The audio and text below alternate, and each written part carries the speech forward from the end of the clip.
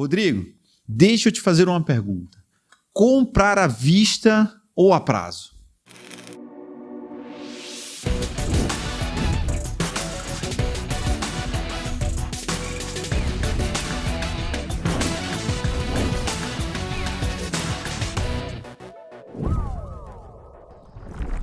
Sejam bem-vindos ao nosso Papo Segurança Cash. No nosso episódio de hoje, a gente vai falar sobre gestão financeira para empresa de segurança eletrônica. Eu tenho um convidado super especial aqui, que vou falar aqui qual é o gabarito desse cara. Então, formado em economia e com MBA em finanças corporativas, com mais de 16 anos de experiência na área financeira, onde 10 anos já foi trabalhando com gestão de empresas na área de segurança eletrônica. Isso é muito bacana. O nosso convidado de hoje tem mais de 200 empresas que já participaram do curso de gestão financeira para o seu negócio, mais de 100 alunos certificados, gente. Isso é importante, o cara terminou ali e recebeu o certificado no seu curso de Educação Financeira e Investimentos. Investidor desde 2012, casado com a pedagoga Tatiana e pai do grande Bernardo, ele ajuda as empresas e as pessoas a alcançarem suas alavancagens financeiras com performance e indicadores. Gente, eu tô falando aqui do grande Rodrigo Alves. Seja bem-vindo, cara, ao nosso Papo Segurança Cash. Obrigado, que honra tê-lo aqui. Não, eu que agradeço, a honra é toda minha de estar aqui. E o objetivo é contribuir, agregar aí valores para a sua audiência, né? Esse é o objetivo. Boa. Vamos Gente, lá. olha o gabarito do cara para dar várias dicas aqui diante do nosso tema gestão financeira para empresa de segurança eletrônica. Rodrigo, me fala como é que começou esse trabalho, né? Como surgiu essa paixão pelo lado financeiro? Porque quando fala sobre finanças, a gente fala sobre matemática. Sim. E matemática ou o cara ama ou o cara odeia, né? Tem essas duas polaridades. É verdade. Comigo não foi diferente, eu não gostava. Matemática nunca foi a matéria que eu mandava bem na escola. Na faculdade, como eu já estava na área administrativa, então eu queria fazer psicologia, esse era o meu sonho. Boa. De matemática para psicologia, tudo a ver, gente. Mas aí uma pessoa, um amigo meu muito sábio, ele me respondeu, olha, já que você está na área administrativa, faça a faculdade para você continuar na área, se especializar, e depois você faz a faculdade que você quer. Então, eu terminei a economia e não quis fazer a psicologia. Psicologia, né? Entendi. Não Se apaixonou? Me apaixonei. Até porque as experiências que eu tive, né? O meu primeiro emprego, eu tinha um amigo que ele tinha conta ele era gerente do Itaú. E aí ele falou pra mim, olha, você tá trabalhando, Tora? Meu primeiro emprego, meu primeiro salário. Aí ele falou pra mim, olha, eu vou abrir conta pra você. Não precisa nem ir lá na minha agência, eu trago pra você. Ele trouxe o formulário, preenchi, no outro dia ele veio com cheque, cartão e falou, a conta tá aqui. Nossa. Aí eu olhei o talão de cheque, não tinha nenhum contato com finanças. E aí, beleza, eu tinha um carro na época, eu falei, olha, eu vou colocar um som no carro. E comecei a fazer os cheques e passar os cheques. Só que eu esqueci de algo importante, que precisava ter dinheiro para compensar os cheques. Quando os cheques começaram a cair, começaram a voltar, aí ali eu pude entender. O famoso cheque sem fundo. Cheque sem fundo. Aí ali eu entendi, poxa, mas peraí, eu preciso de dinheiro. Então ali eu tive uma experiência, minha primeira experiência, né, com finanças não foi muito boa. Mas então, até ali eu falei, aqui eu preciso consertar, agora eu preciso pagar esses cheques. Aí eu tive que correr atrás para pagar. Sabia que eu já passei por isso também? De passar um cheque sem fundo, não intencional. Mas assim, quando você passa um cheque, você pré-visualiza que no dia tal aquele cheque vai entrar na sua conta e você vai ter dinheiro para isso. Mas imagina que no dia tal não tem dinheiro na conta, o que se faz? E o cheque ainda te dá a segunda oportunidade de você colocar o dinheiro na conta, talvez no outro dia, e ele ser compensado, né? Tem essa possibilidade ainda. É bom? Bom, se você não pagar na segunda vez, de fato isso não vai ser negativado, tem toda uma série de problemas que você tem que enfrentar ali. O cheque ainda hoje está sendo bem utilizado ou já passou dessa fase? Olha, já passou. Poucas pessoas hoje usam o cheque, até porque o cartão de crédito, essa parte eletrônica, de você fazer pagamento via link, de você ter um cartão virtual, então ele possibilitou as pessoas a migrarem para o cartão, e o cheque já... na verdade, essa área de papel, né? Aos poucos você vê que na área de finanças, pagamentos, tá indo embora, né? Eu já trabalhei na distribuidora e a gente recebia muito cheque. E a gente tinha muito problema com cheque. Quando o cheque... Às vezes o cheque não era sem fundo. Era o cheque que ele era assustado pelo cliente.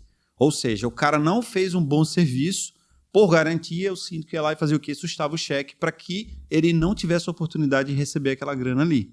Porque o dinheiro na conta do condomínio ia ter.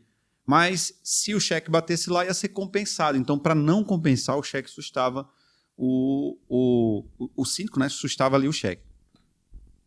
E aí, eu agora me encontro na situação de ter uma empresa de segurança onde eu recebia muito cheque e agora eu precisava passar para o distribuidor para poder pagar ele, né? Então, assim, muitos distribuidores, às vezes, só recebiam o cheque da própria empresa e outros distribuidores recebiam o cheque de terceiros, que para ele era até melhor porque tinha uma confiança de ser de terceiro. E eu nunca tive problema com cheque.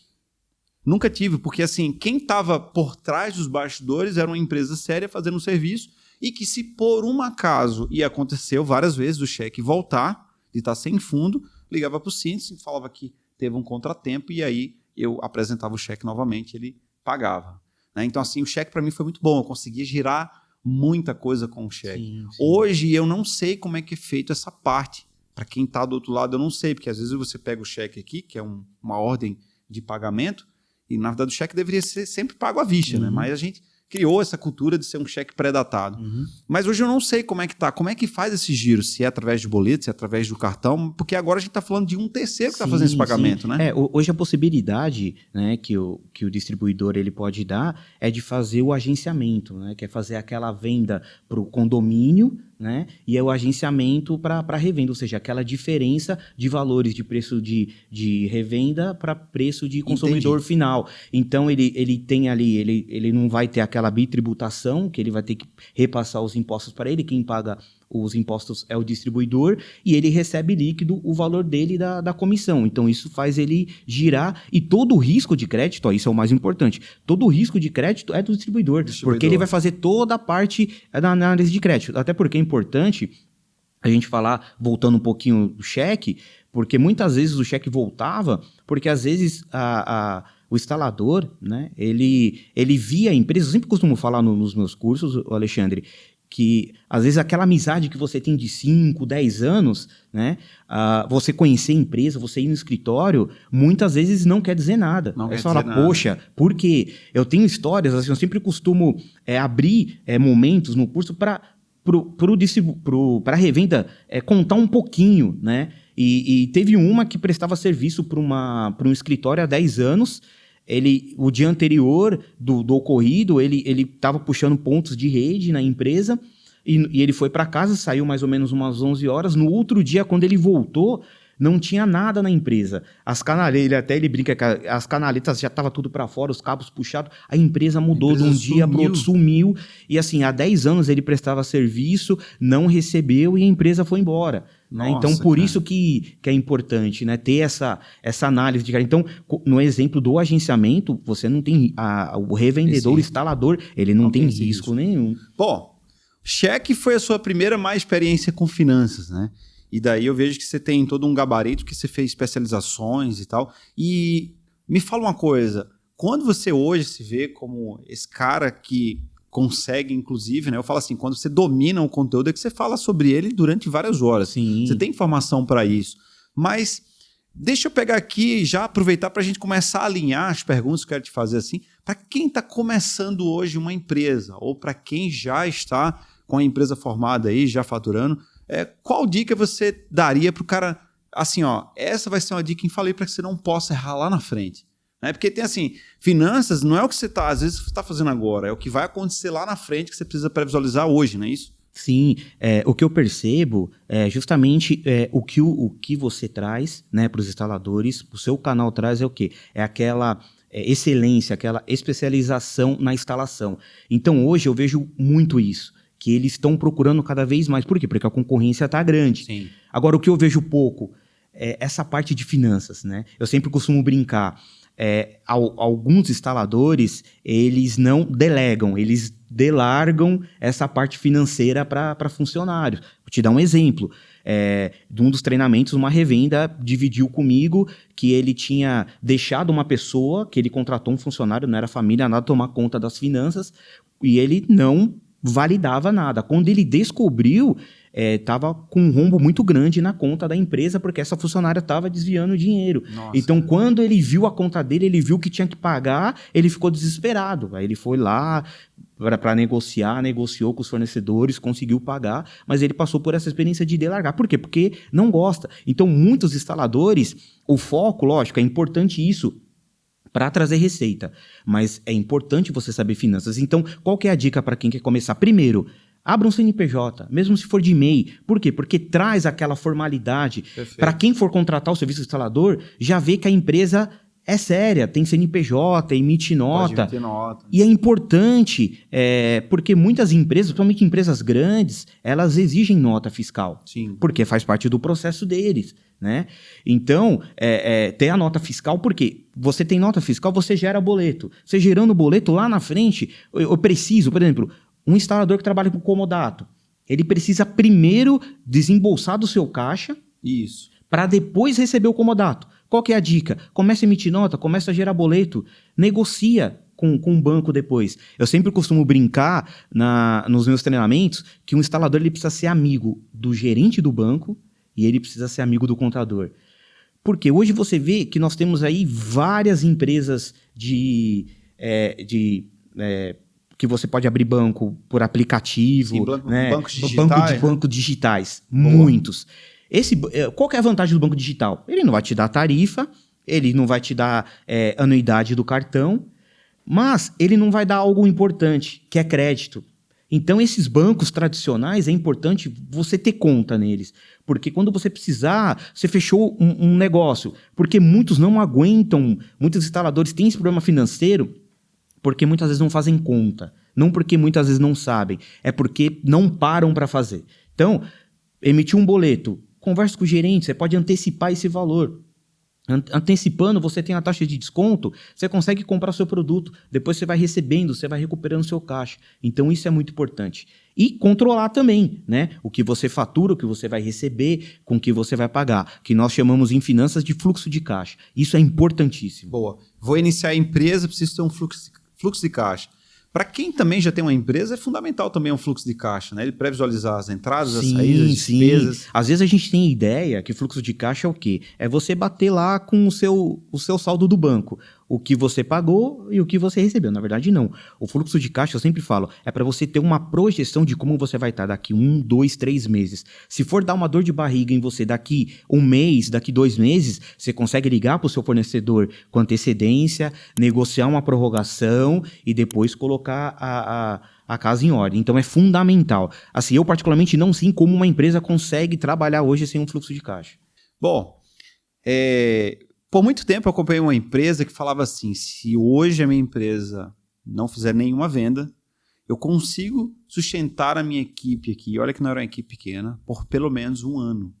Então, a cada avanço da empresa, ele aumentava mais 1 mês de ciclo de vida da empresa sem faturamento. Isso é importante para quem já está começando ou para quem está no mercado, pré-visualizar essa questão. Me ajusta se o termo é capital de giro. Isso. Que eu preciso para minha empresa. Mesmo sem eu estar faturando, eu tenho esse dinheiro que vai bancar ali com os custos da minha empresa, dos meus funcionários. É o ideal hoje, até para a saúde financeira da sua empresa. Até porque quando você vai fazer um contrato social, lá no contrato social exige um capital social. Sim. Teoricamente, aquele valor é o valor que você deveria estar na sua conta. Por exemplo, o Alexandre vai abrir uma empresa. Então, ele coloca lá que ele tem um capital social de 10 mil. Aí, teoricamente, ele tem que ter esse valor em conta, que é a garantia que ele tem para começar uma empresa. Isso é fundamental. Duas coisas que eu acho fundamentais, que é o capital de giro para você começar a empresa. Por quê? Porque, na verdade, a despesa ela é uma certeza. Né? A receita é algo que você vai... É uma esperança. É uma esperança. Uhum. É isso. Então, o capital de giro ele serve para isso. Quando você começar com os negócios, começar a girar, por exemplo, você vai fechar uma instalação, aí você percebe que você precisa ir atrás de mão de obra. Então você precisa desembolsar primeiro os benefícios para esse funcionário, a contratação, para começar a instalação, para receber. Você pega uma empresa, uma multinacional, eles pagam 60 dias a primeira.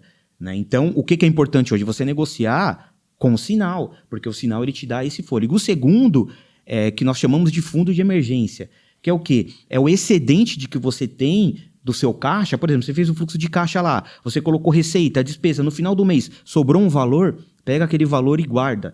Né? O ideal é que você tenha de 3 a 6 meses do total de despesa da sua empresa. Lógico, isso foi revisado agora, na pandemia, por alguns economistas, que eles estão falando hoje em 1 ano. Um ano de despesa que você tem e você guardar. Por quê?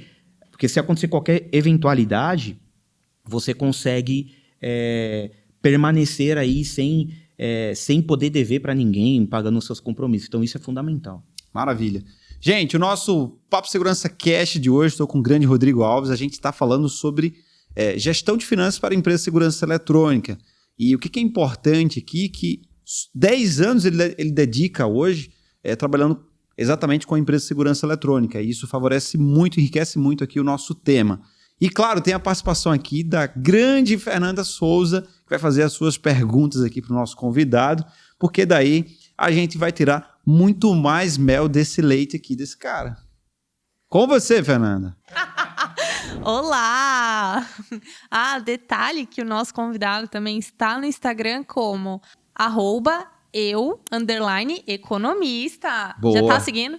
Bom, peraí, vou pegar o celular e vou fazer isso. Vamos seguir, hein? Vamos seguir Eu aqui, já te ó. sigo, hein, Alexandre? Ó, o cara já me segue aqui, então, Eu já te sigo. pelo amor de Deus, gente, que é aquele tracinho pra baixo, já tá aqui em cima. Tá vendo? Ó, gente. seguir de volta. Seguir de volta.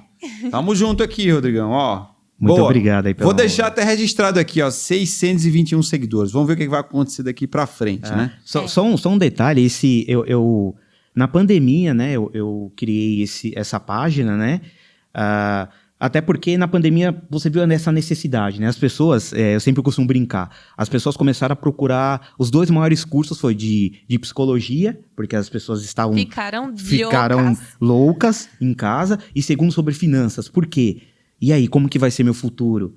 Né? E agora eu não tenho dinheiro, como que eu vou fazer? Como é que investe? Como é que será a minha aposentadoria? E se vir outra pandemia, como é que eu vou fazer? Então, lógico... E até mesmo para sair das dívidas que entrou por conta Sim, da pandemia. por conta da pandemia. Por conta da pandemia. Eu tenho um apoio, né? Como a minha esposa é pedagoga, então ela já tem uma página que ela dá cursos para professores, né? E ela me incentivou a criar essa página e passou um pouquinho desse conhecimento que eu tenho. Então essa é a curiosidade aí da minha página. Boa. Ó, eu tava olhando aqui, tem vários posts aqui do Rodrigo aqui, com várias dicas, Ele dá né? muitas dicas legais. Isso, né? E assim, ó, por exemplo, tô pegando aqui, reconhecer suas fraquezas é tão importante quanto saber os seus pontos fortes, né?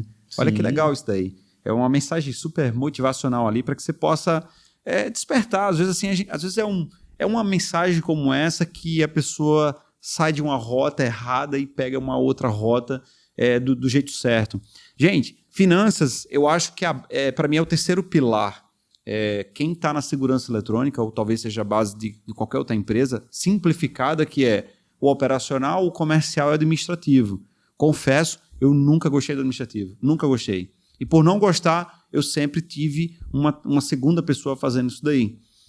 Com as validações, visualizando tudo isso, mas nem sempre dá para você acompanhar tudo de perto diante do seu trabalho. Sim. E aí, gente, é onde está o erro. Eu tenho um amigo meu que tinha uma empresa de segurança, que tem uma empresa de segurança, e que o salário da funcionária que cuidava de finanças era R$ 1.100, isso há uns 5 anos atrás. Num dia de descuido, ao invés de ela colocar R$ 1.100, ela colocou R$ 11.000 e fez a transferência do salário dela. Ela mesma quem fazia a transferência do salário dos funcionários, inclusive dela. Então ela foi lá e transferiu 11 mil, e quando chegou na conta 11 mil, ela fez, nossa, transferi errado. E aí, como a ocasião faz a oportunidade, para não dizer que é outra coisa, ela fez, nossa, e se eles não desconfiarem disso? Será que vão indagar? Porque se indagar, eu faço o quê? Eu devolvo. Falei, poxa, estava errado, não sei o quê. E aí foi o primeiro mês, o segundo, o terceiro, o 10º, e ela já estava Já um buraco. estava rica. Já estava rica mesmo, comprou carro, estava indo pro shopping, pagando as coisas para outras pessoas. Aí o cara começou a desconfiar. Como assim, com o salário que ela recebe, consegue agora usufruir de tudo isso, né? E aí, quando foi olhar o detalhamento do extrato do banco, e de fato ela estava colocando 11 mil ao invés de R$1.100 todo mês ali na conta. Então, essa parte administrativa, que ela é tão importante da empresa, talvez muito mais do que as demais, talvez tenha um peso maior ali. Primeiro a administração, comercial e o operacional, talvez seja essa a ordem, eu posso estar falando aqui, né? Mas assim, muitas vezes é a parte que a gente não gosta de fazer. Eu que vim dessa parte técnica, eu que vim dessa parte operacional, de fato nunca me identifiquei com essa parte administrativa. Então sempre terceirizar no sentido de ter uma pessoa que fizesse isso por mim. Hoje, na nossa empresa, a gente tem uma pessoa que faz essa parte administrativa e eu não consigo, de fato, parar para fazê-la, e sim para acompanhar. Isso, por isso que é importante, assim, antes, né, eu não te culpo por isso, assim como nos meus cursos eu falo que eu não culpo nenhum dos instaladores, porque isso é cultural, Alexandre, infelizmente. Na escola, nós aprendemos tantas coisas que não usamos, e o principal, que é uma educação financeira, falar sobre empreendedorismo nas escolas, deveria ensinar e não ensinam. Desde berço, né? Desde o berço. Eu sempre falo assim, cara, se a escola hoje ensinasse empreendedorismo, a gente teria uma geração totalmente diferente. Até uma curiosidade, isso só acontece no Brasil. No Brasil, o empreendedor ele vende a sua empresa quando está prestes a falir.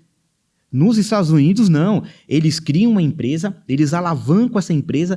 Quando essa empresa chega a ser unicórnio, eles vendem e eles começam de novo, porque esse é o prazer que eles têm. Né? Tudo bem que aqui no Brasil nós temos vários tipos de obstáculos. Né? Hoje, ser um empreendedor no Brasil é meio que milagre mesmo. Né? Pelas condições, pela burocracia, pelos impostos. Caro, né? Então, por isso que eu falo que o instalador ele precisa ser amigo do contador.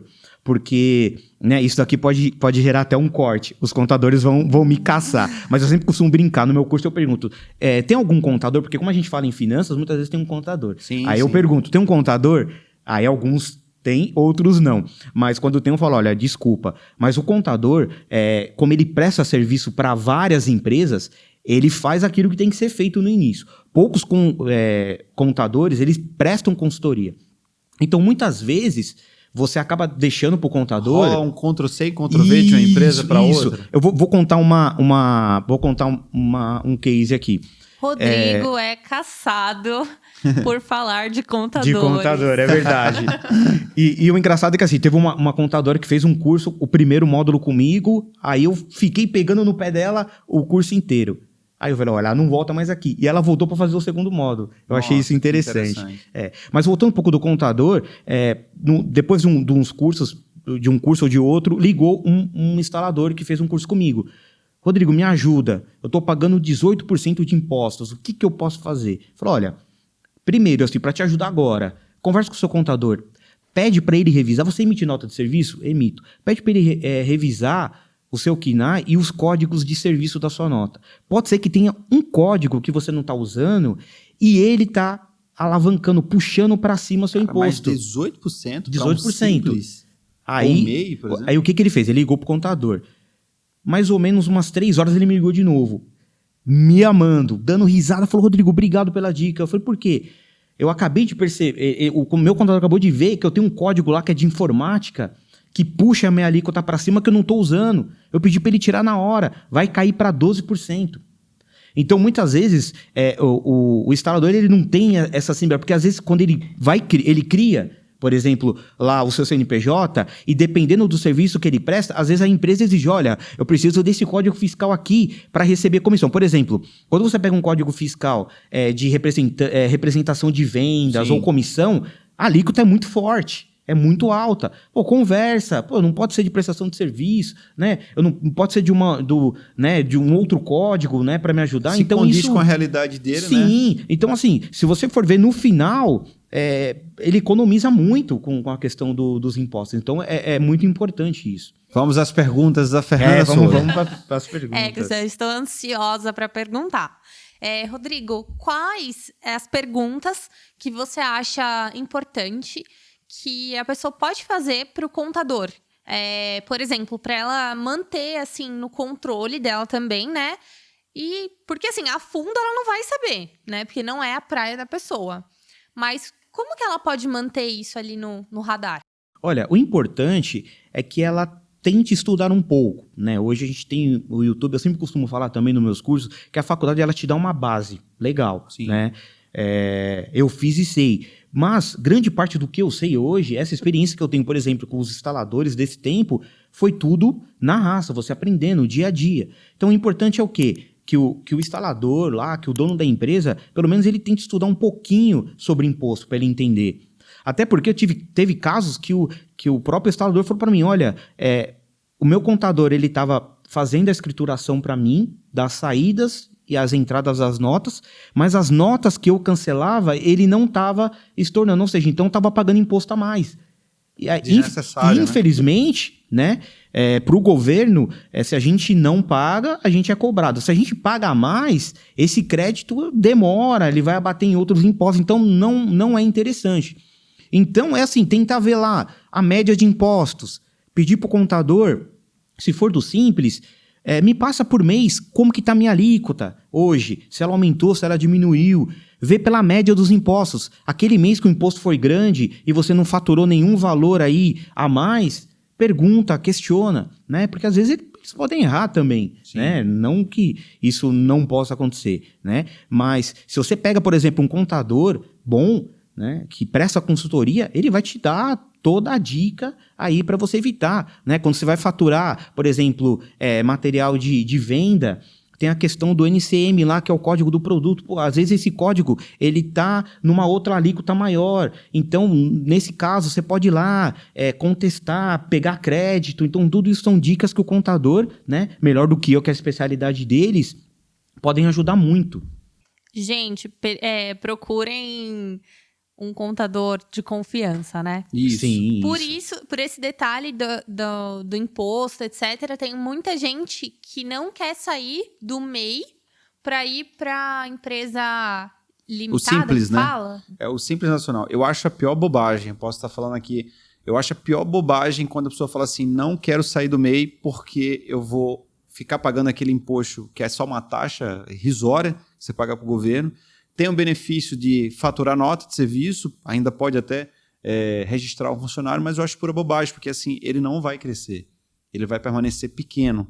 Até mesmo se ele chegar para uma grande empresa, a grande empresa olhar para a empresa dele, se for pelo CNPJ, vai perceber que é uma empresa pequena. Eu acho a pior bobagem você não querer ultrapassar essa barreira de sair do MEI para um Simples. Eu acho que, na verdade, é uma grande conquista, mesmo pagando imposto e tendo ali o sócio oculto, que é o governo. Eu concordo. Eu também sou a favor de ele crescer. Ele precisa crescer. Conversando com um instalador uma vez, a gente estava falando sobre instaladores, ele estava reclamando. Eu pego os meninos aí novos, ensino, aí depois eles me deixam. Aí pegam meus clientes, né? Então agora eu não vou contratar mais funcionário. O pessoal não reclama. Nem um pouco, né? Fala sobre... Abre parênteses, tá? Para quem está nos ouvindo aí no podcast, né? Nos streams de áudio, abrindo um parênteses, é o que o cara fala sobre o mercado prostituído, né? E na verdade, assim, eu percebi que o grande erro não está no cara que sai, e sim no cara que coloca para dentro do mercado. Perfeito. A forma que ele conduz a contratação e o ensinamento faz com que o cara saia e vire um concorrente dele. E às vezes como ele também lidar com o cliente dele. Porque se o cliente dele é cliente da empresa e não do instalador ou do funcionário, é diferente. Mesmo que ele queira pegar o cliente, mas o cliente não, o meu contato é com a empresa. Né? Se portar como uma empresa, né? Sim, e lógico, todos nós, né? Assim, principalmente o empresário, né? O empreendedor, ele passa por essa dor do crescimento. Ele precisa crescer, ele precisa aumentar, aí ele precisa migrar por exemplo, ele está no MEI, ele vai para o Simples, depois ele vai para o lucro real, o lucro presumido, depois ele vai para o lucro real, ele começa a ter funcionários, então isso faz parte, ele precisa crescer, né? Ele não pode ficar com medo de contratar funcionários, que o funcionário vai deixar ou não. Pelo contrário, ele precisa contratar funcionários e capacitar esses funcionários para ele poder ter vida também, não ficar centralizado nele. Fazendo uma pergunta aqui, será que uma grande empresa vai ter só ele como dono e um funcionário ali? Uma grande empresa tem muitos funcionários para que possa tornar essas operações cada vez mais gigantes, cada vez mais financeiramente monstruosa ali. Então, assim, não dá para você ser um cara que fatura 50 mil por mês e ficar na mesmice achando que vai ser sempre uma pequena empresa, né? Você quer faturar 500 mil, que você quer faturar 2 milhões, tem que agir como uma grande empresa. Alexandre, eu acho que mesmo o cara faturando R$500, ele tem que pensar dessa forma, né? Porque senão ele vai ficar subestimando o poder do empreendedorismo. Isso, quer ser grande no futuro, haja como ele agora, né? É isso. Rodrigo, deixa eu te perguntar outra coisa. Como manter um bom relacionamento com uma distribuidora parceira? Eu compro ali e tal. Como manter um bom relacionamento? Antes do Rodrigo responder, deixa eu falar logo de um caso aqui. Gente, primeiro eu falo sobre a importância do distribuidor no mercado. Também falo da importância da sua fidelidade com um fabricante e também com o distribuidor. Geralmente você quando é fiel a um fabricante, a uma marca, né, você se associa ali a um distribuidor. E a primeira coisa que muitas vezes a gente tem essa oportunidade de comprar em vários distribuidores, né, dependendo do seu crédito, da sua... mas assim, muitos erram um caminho logo no começo. Começa a ganhar muito dinheiro e ao invés de pagar ali ao distribuidor, a primeira coisa que a pessoa faz, como eu fiz na época, comprei logo um carro, porque eu pensei que no outro mês eu ia ganhar mais dinheiro, iria conseguir pagar ali o fornecedor. E na verdade foi o pior erro que eu... Primeiro erro que eu fiz foi esse, porque agora, para quem não trabalha com receita recorrente, pré-visualizar um faturamento é algo incerto, né? Você não tem a certeza que no próximo mês você vai receber esse faturamento ali. Então, cara, essa ideia de entender bem como é que esse relacionamento comercial com o distribuidor é muito importante. Então, vai lá. A pergunta é: como manter um relacionamento... Um bom relacionamento com uma distribuidora, né?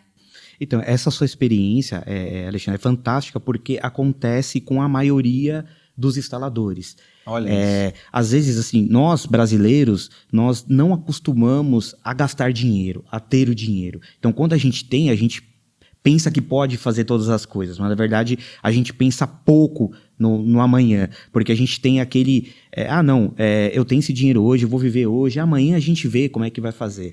Então, assim... Deus na frente e o cartão de crédito atrás. Isso, e dois, né? Porque se um tiver no limite, você usa o outro. Luxando e devendo, né? Isso, é importante. Então, assim, primeiro, o relacionamento, ele é fundamental do instalador para o distribuidor. Hoje, é muito bom, né? Isso evoluiu muito. Os distribuidores, eles cada vez mais dão oportunidades para o instalador, né? Por exemplo, de estoque, né? Hoje, qualquer instalador consegue ir no distribuidor e ter o material que ele precisa. Menos BR de 32 carros. Aí são detalhes logísticos, né? Mas, enfim, o distribuidor consegue dar um ensinamento, o treinamento, né? Então, esse casamento é perfeito. Mas, lógico, parceria, eu entendo os dois lados, né? Então, o que o instalador...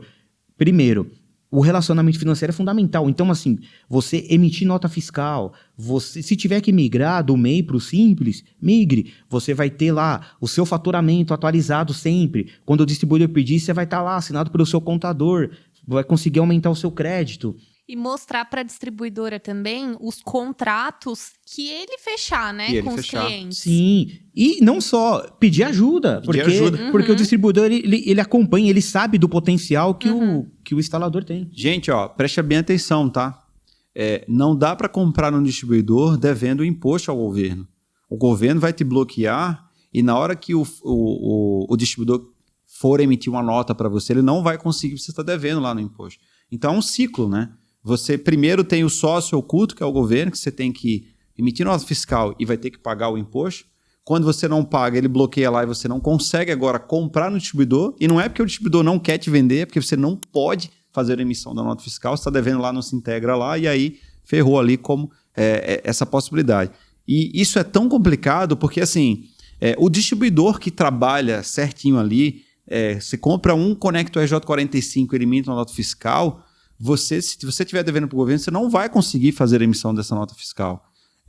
Então, você precisa estar muito bem financeiramente apto para que você possa seguir com essa trajetória financeira dentro de qualquer empresa. Não estou falando...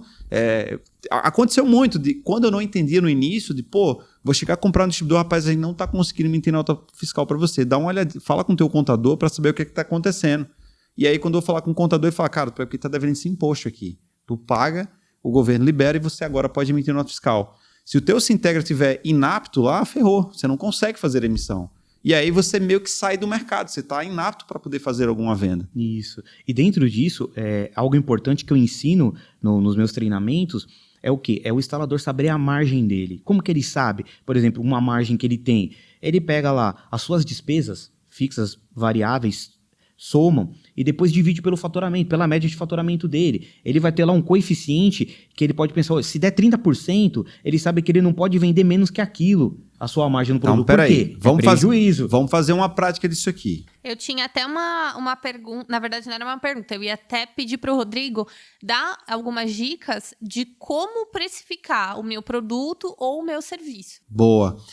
Primeira pergunta que eu quero fazer dentro dessa pergunta aí. Uma pergunta dentro da outra. Uma pergunta dentro da outra. Primeiro, quando a gente vai criar essa porcentagem de quanto eu vou cobrar sobre aquele produto, eu faço uma conta de multiplicação ou soma, ou eu faço uma conta de divisão. Chama-se fração, né? Eu tenho 100%, eu vou fracionar. Como é que é feito isso daí? Quando a gente fala em preços, né, principalmente dessa área de segurança, a gente sabe que a briga é muito grande, principalmente da internet. Sim. Né? E muitos instaladores nos meus cursos eles reclamam que, poxa, mas a gente está falando de preços aqui, mas a internet sempre está menos. Aí eu sempre costumo falar, e o seu valor agregado? Né? Até porque já aconteceu situações de um instalador dividir comigo que o chamou para fazer um orçamento e nesse orçamento essa empresa, né, que é o cliente final, achou na internet mais barato. Então falou, olha, eu vou comprar na internet e você instalar para mim. Ele falou, não, olha, eu não aconselho fazer isso, porque se for uma imagem de má qualidade, mesmo com uma instalação que eu fizer de excelência, você pode pensar que a minha instalação não está apta, né? Não está boa. Ah, não, mas vamos fazer dessa forma. Aí ele foi lá, comprou, instalou e a imagem ficou horrível. Nossa. Aí o dono da empresa falou, não tem condições de eu ver uma imagem dessa. Falou, olha, a minha garantia, a minha instalação eu consigo dar garantia. Agora, o produto que você comprou, não, porque você não comprou comigo, eu não peguei no meu distribuidor. Aí ele falou, então tá bom, então pega no seu distribuidor e mostra para mim. Ele veio, comprou no distribuidor, voltou lá, instalou e ficou perfeito. Né? Então, para você ver que há como, né? E outra coisa também, quando a gente fala em preço, hoje, basicamente, os preços estão tabelados, né? Então, muitos instaladores fazem aquele jogo de número. Olha, produto, eu não consigo colocar muita margem, então eu vou colocar um pouco no meu serviço. Mas o importante é ele saber qual que é a despesa fixa dele, né? Qual que é a média dessa despesa fixa, qual que é a média da despesa variável dele. Ele precisa saber. Mas, vamos lá. Se eu for fazer uma conta assim, eu vou comprar uma câmera, por exemplo, tá? Valores simbólicos aqui. Vou comprar uma câmera por R$100.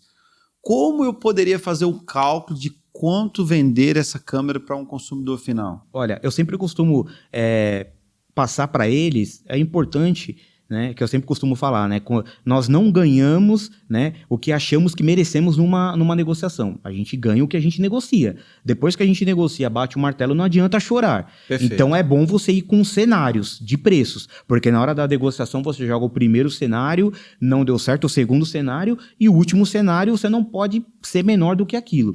Então qual que é o melhor preço? Primeiro, você saber qual é o coeficiente da sua despesa. Por exemplo, você tem lá a sua despesa, você divide pela média do seu faturamento. Você vai achar um coeficiente. Vou dar um exemplo. 10%. Você tem que jogar, no mínimo, os 10% no preço. Porque se você jogar menos que 10%, você não está pagando a sua despesa. E então esse cálculo é feito R$100 mais 10%? Multiplica? Como é que é feita essa conta? Então, você, por exemplo, se é R$100, né, aí você vende lá a 110, ou se você conseguir uma negociação maior, para você é melhor ainda. Por quê? Porque dá aquele excedente no seu caixa. É aquele valor que você pode guardar. Né? Então, mas eu não consigo, por exemplo, eu preciso jogar 30% no meu preço. Mas se eu jogar 30%, eu vou ficar fora da minha concorrência. Tudo bem, o serviço, que está lá mais enxuto. Então, é jogo de números, né? Você joga lá a margem no serviço, diminui lá o preço, joga no serviço, e o importante é você equilibrar.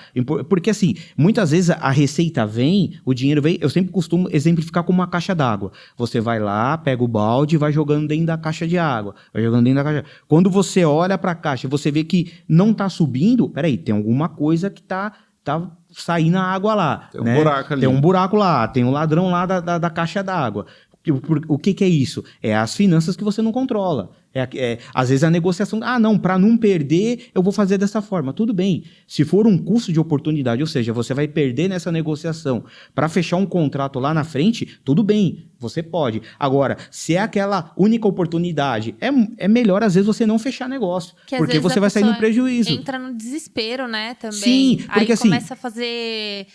leilão de preço. Leilão de preço, o próprio aí cliente ele faz fecha isso, né? por Sim. um valor que nem paga a mercadoria que ele comprou só pra... eu tô atendendo aquele cliente. Putz, mas não pagou nem a gasolina do cara de ir lá. Sim, porque o comercial, às vezes, é muita emoção. E eu sempre costumo brincar. E o financeiro é a razão.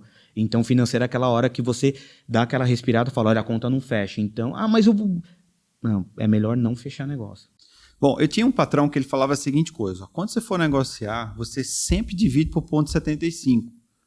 E eu não entendia, porque sempre dividir por 0,75, né? Cara, o preço lá do material deu R$1.000. Divide por 0,75 que vai ser o preço que você vai vender. Fazendo um exemplo aqui, é como se eu pegasse R$1.000, dividisse por 0,75 e eu teria que vender esse equipamento por R$1.333. O que ele estava dizendo nessa hora? Porque assim, vamos pegar lá em porcentagem, né? 100%, né? Quando ele fala, multiplica por 0,75, você poderia também fazer 75%, que na verdade aí você entende que 75% seria o seu CMV, que é o custo da mercadoria vendida, e esses 25% é a margem que você vai ter. Né? Aí, por exemplo, você tem 25% aí nessa negociação de margem, só que o seu custo fixo, por exemplo, representa 10%. Então, esses 15% é o seu excedente, é aquilo que vai entrar no seu caixa como lucro.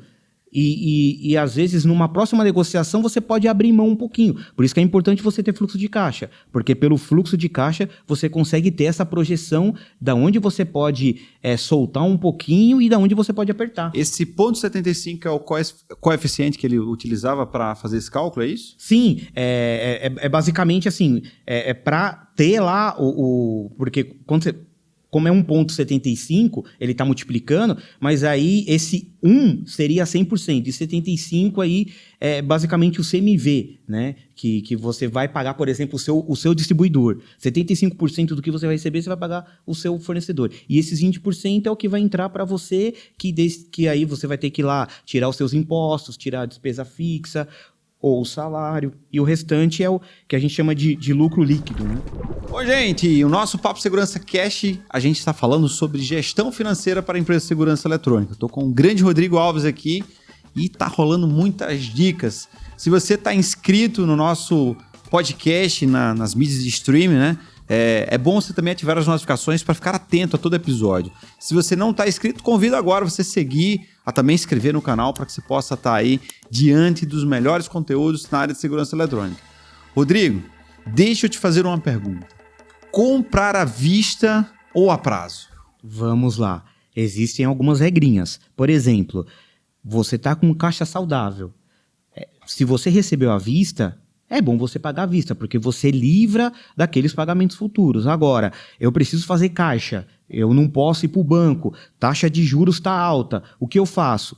Aí você recebe à vista, você compra a prazo, mas sempre monitorando que você precisa ter faturamento lá na frente para honrar os seus compromissos. Bom, se eu faço uma negociação onde eu vou receber 10 vezes, em 10 vezes esse pagamento, eu também posso negociar com o meu fornecedor esse pagamento a ele em 10 vezes, ou eu teria que segurar mais esse trampo, já que eu fiz essa negociação em 10 vezes e agora eu vou ter que meio que arcar, né, esse investimento que o cliente vai me pagar para negociar com o meu fornecedor. É sempre importante o que o instalador negociou com o seu cliente é negociar com o distribuidor.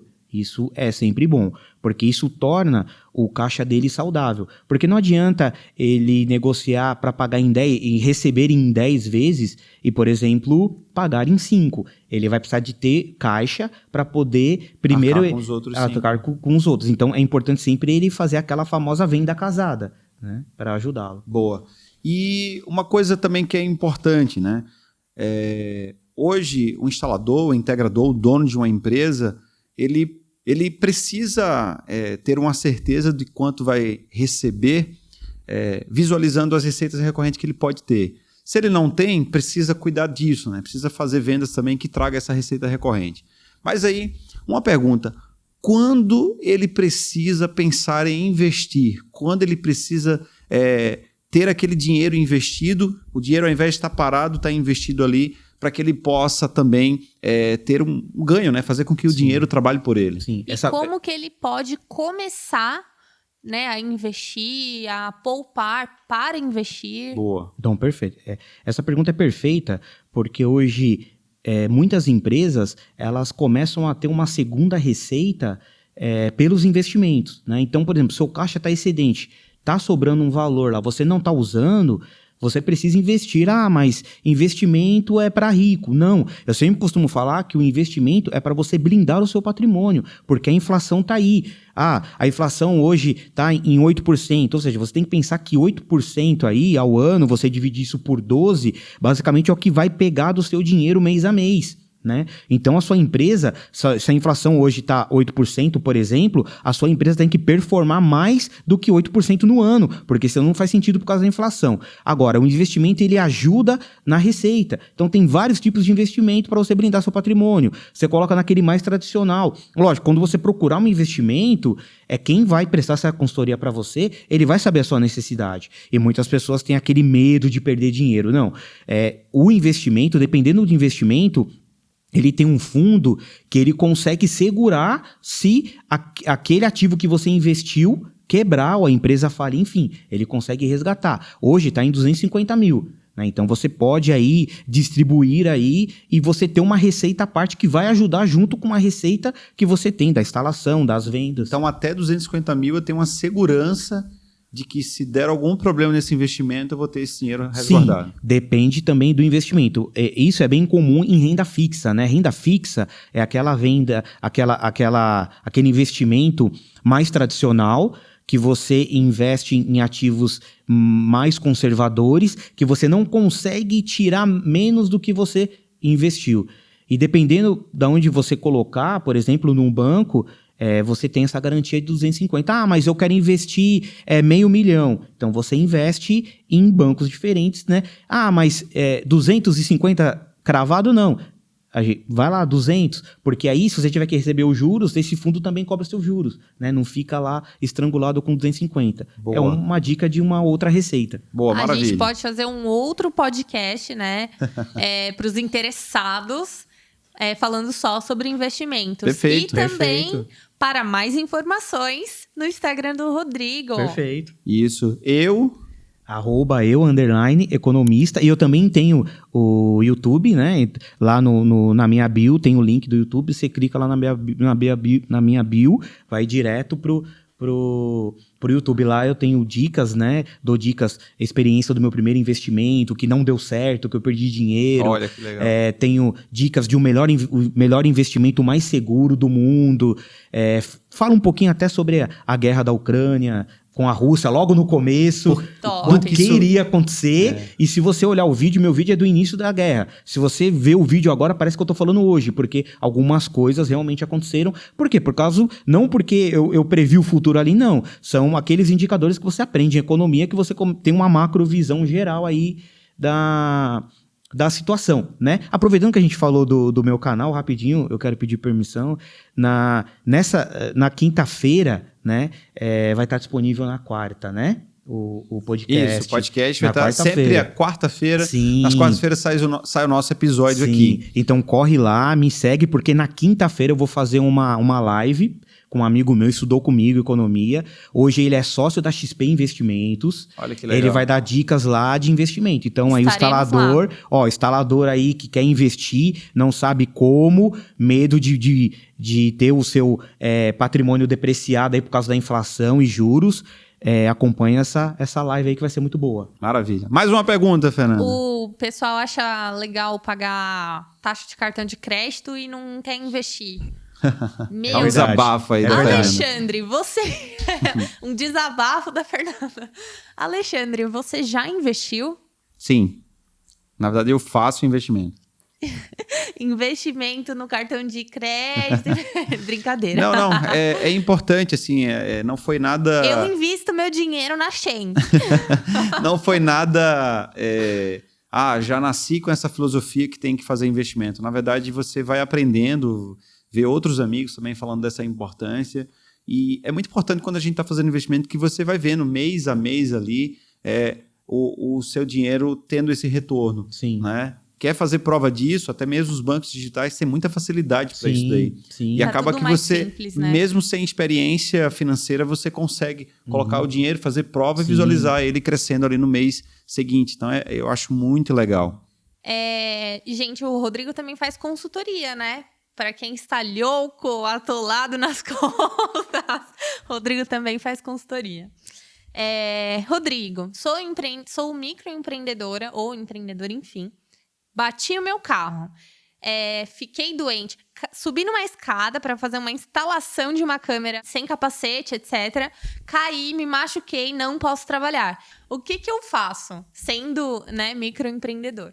Olha, o instalador, muitas vezes, ele é sozinho. Ele é aquele cara que bate o escanteio e cabeceia para fazer o gol. Perfeito, então, é importante que ele tenha um seguro de vida, um seguro para o seu carro, porque numa eventualidade, ele cai da escada, se machuca, ele fica impossibilitado de trabalhar. E aí, como que ele vai conseguir a receita dele? Isso é verdade. Né? O carro dele, eu tenho um carro que eu faço instalação, rodo São Paulo inteiro, roubaram esse carro. Precisa ter seguro. O seguro ele tem que fazer parte da sua despesa fixa, não tem jeito. Quando a gente fala sobre... Não só seguro de vida, né? Isso daí não é um seguro de vida, né? Seguro dos bens. Seguro de vida, seguro da própria empresa. Da própria empresa, do seu patrimônio. Alguém entrou no seu escritório na madrugada, levou os seus equipamentos, o seguro cobre. Então você não precisa desembolsar do seu caixa. Não é seguro só do iPhone, galera. Quando a gente fala sobre seguro, para bens remotos, carro, moto, que está na rua ali, há um custo, e é um custo alto, dependendo do valor do bem.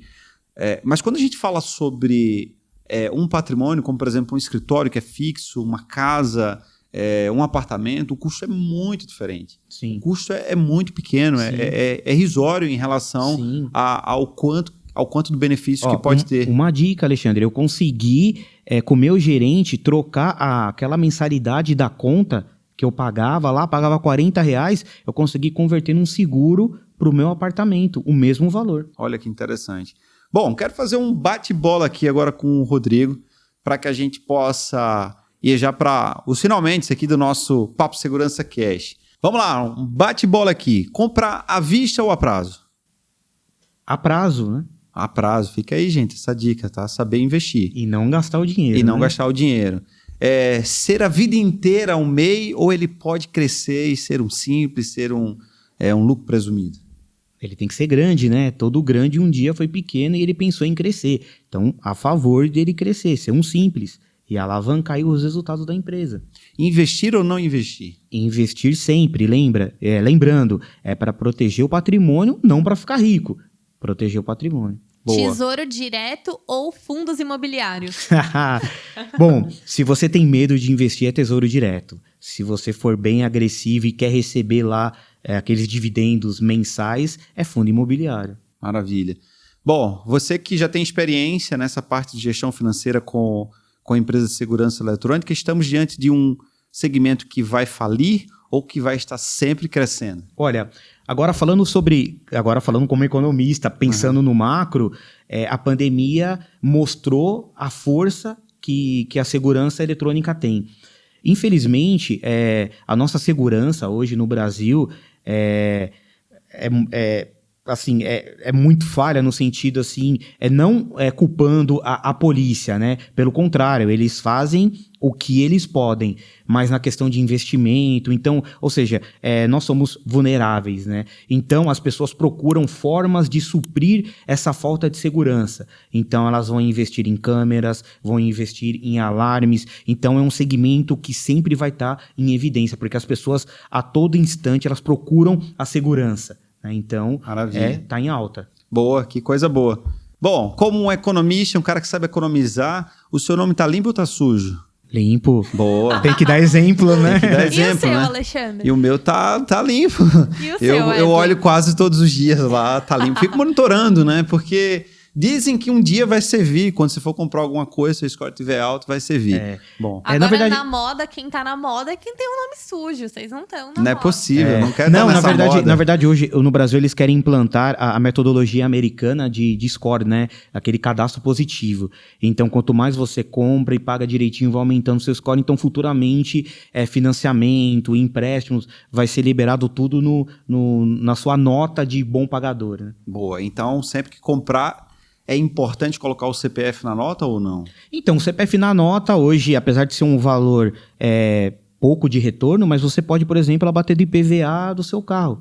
Né? Interessante. Então, tem um benefício quando você eu tem um indico... benefício com isso. E, lógico, não esqueça de declarar também no imposto de renda, que é importante também. Maravilha. Bom, Rodrigo, para quem precisa, de fato, cadenciar essa gestão financeira hoje na sua empresa, você, nos bastidores, falava sobre planilhas, né? Sim. Como é que funciona essa parte de planilha para quem está nos seguindo? Qual seria a melhor dica? Tá. Então, primeiro, se você busca hoje um curso, se você está, né, se interessando aí por finanças, me segue lá, me procura, que, né, eu dou treinamentos para instaladores, pequenas empresas, até empresas fora também do ramo de instalação, já participaram do meu curso com o pessoal de instalação e eles geraram network, é interessante isso. Boa. Mas falando em planilhas, lógico, fluxo de caixa importante. Mas eu não consigo fazer meu sistema. Há aplicativos que disponibilizam esse fluxo de caixa. Há sistemas próprios que você desenvolve que te dá esse fluxo de caixa. Mas o mais simples é a planilha de Excel. Rodrigo, como que eu faço? Conversando com o Alexandre aqui nos bastidores, né? Então eu posso disponibilizar aí para quem for me seguir aí, manda aí um direct para mim, Opa. que eu mando por e-mail as planilhas hoje. Planilha de fluxo de caixa, né? Olha, Planilha de milhões. Planilha de milhões. E uma planilha gerencial, que é o quê? Basicamente lá o que você fatura, o que você tem de despesa, seus impostos, e no final você vai ver lá na linha de baixo se você está dando lucro ou prejuízo. Bem simples. gratuitamente. Gratuitamente, porque você Boa. pediu, Alexandre. Boa, olha que show. Gente, segue o perfil do Rodrigo, economista. Manda um direct para ele para que você possa dizer, olha, estava assistindo aqui o podcast do Papo Segurança e vim aqui te solicitar essa planilha, né? Pergunta como ele tá. Às vezes tem gente que fala assim, ó, quero minha planilha, né? Fala assim, ó, Rodrigo, tá tudo bem, cara? Gostei do seu conteúdo. Eu assisti o podcast, Assisti né? o podcast. Achei muito legal. Né? Achei muito legal. Cara, me manda aquela planilha ali e eu tenho certeza que ele vai fazer isso daí em gratidão. Eu quero sair, manda pra ele assim, ó. Rodrigo, eu quero sair das dívidas, me manda as planilhas. Boa. De presente para presente, é óbvio, todo participante aqui do Papo Segurança Cash ganha um presente e hoje você vai levar que legal. Aqui, ó, olha que legal. Que legal. O boné do Papo Segurança para que você possa usar aí nos seus dias de sol, de temperatura alta para proteger esse seu topete, que, por sinal, dá bastante inveja, né? Para quem não tem, né? Fica aí observando o topete, né? Olha, por mais que eu tenha topete, mas eu gosto muito de boné. Tem uma coleção e é mais um pra minha coleção. Vai colocar, gente. Ele tá colocando agora o boné aqui do Papo Segurança. Que bacana. Boa, quase abria todo o boné, mas deu certo. Não é a minha cabeça que é grande, é o topete. É o topete. Gente, falando sobre gestão financeira para segurança eletrônica, estive aqui com o grande Rodrigo Alves, o cara que pôde trazer aqui para a gente várias dicas do nosso Papo Segurança Cast. Rodrigo, muito obrigado, cara, por ter participado aqui com a gente aqui. Eu espero que daqui para frente muitas empresas, muitos instaladores consigam entender melhor esse cenário na parte de gestão financeira. Eu que agradeço, Alexandre. Admiro muito sua pessoa, o seu trabalho, a excelência, o conteúdo que você traz. Então, para eu estar aqui é uma honra para mim. Eu aprendi muito, por mais que eu esteja passando as informações, mas eu aprendi muito aqui. Agradecer mesmo de verdade. E eu espero agregar também, junto do seu público, dos instaladores aí, essa questão de finanças. E que eles gostem, né? Eu sempre costumo falar, igual exercício. Ninguém gosta de fazer exercício. Mas quando você começa a fazer, você começa a ver o resultado, o quanto te faz bem, o quanto te deixa mais animado. É isso aí. É isso aí. É muito bom. Gente, esse foi o nosso Papo Segurança Cast.